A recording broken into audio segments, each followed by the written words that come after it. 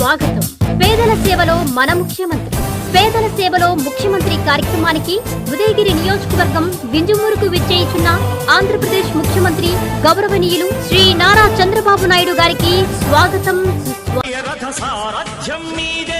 చంద్రబాబు స్వర్ణాంధ్రకు నిర్మాతలు మీరే. రాష్ట్రపు సంక్షేమం సత్యం నిత్యం సఫలం.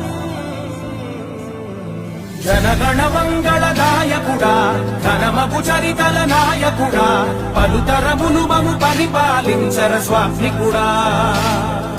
నవయుగ మేధో సైనికుడా, సమయము తెలియని సేవకుడా, యువ నవ్యాంధ్రకు ప్రగతిని చూపర సాధకుడా, వైతాళికుడా.